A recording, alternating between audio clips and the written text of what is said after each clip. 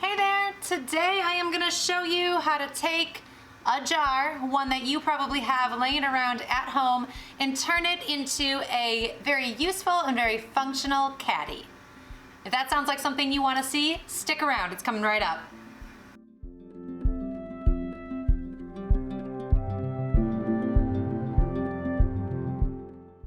Hey there, I'm Sarah. Welcome to Creative Ramblings, where I share simple, inspiring projects. From easy crafts to seasonal home decor, you're gonna find something new right here every week.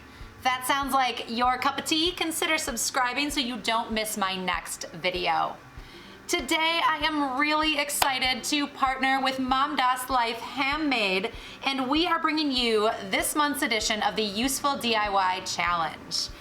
In this challenge, we have asked all of you to share a video using a jar and not only create something beautiful with it, but create something useful with it.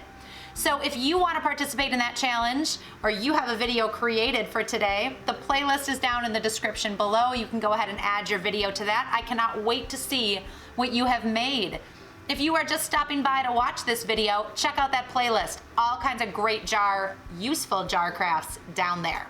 So for my project today, I grabbed 3 jars, and I am just using the collars, not the full lid, just the collars and the glass jars. And I am going to turn them into a caddy. Most often I use this caddy for silverware, different things, for a table, maybe a picnic, but you can use this in a lot of different ways, and I'm going to show you at the end of the video some other options for using this. So the first thing I am going to do is grab this frosted spray paint. I'm going to take my jars outside, clean them up really good first. This one's a little dirty. I'm just going to clean this up. And I'm just going to do a few light coats on the outside of the jar to give it this beautiful frosted look. So I've got my jar out here in a well-ventilated area, and I'm just going to grab that frosted glass spray paint, shake it up really well, and give this jar a really light coat. Now after I give it a light coat, I'm going to wait a few seconds, come back and give it another light coat. This is all going to be while it's wet, while the jar still has kind of that clear look to it. After a couple of coats, it's going to start to frost. You can see that happening right here. It is so cool. It'll frost in about 10 minutes. Then we're going to let it dry fully for about 30 minutes. Now I'm going to take these collars here and I am going to spray them with this green apple spray paint in satin. And that is going to give me a nice look that's going to offset that frosted glass. This is going to be beautiful for a spring table, but it really work any time of the year. That green's going to carry over into the winter really well.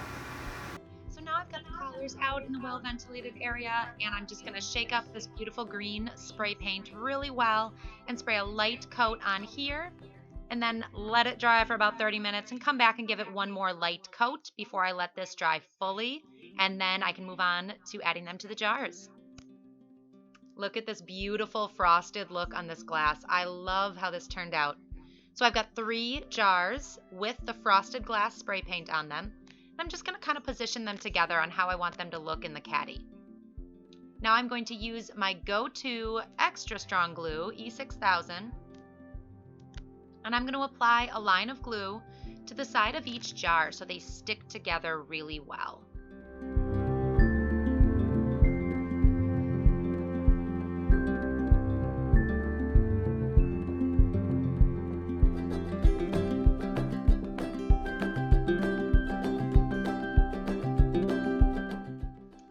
The glue on the seams of each jar is going to allow this to just hold up really well.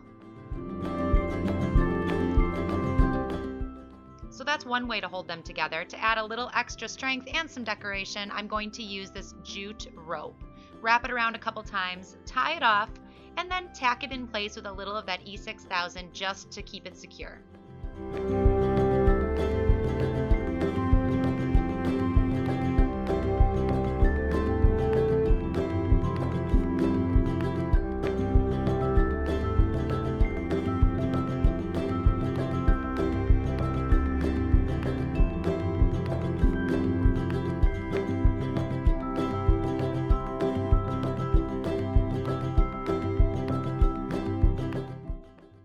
my collars, and this is ready to become a caddy for a light lunch.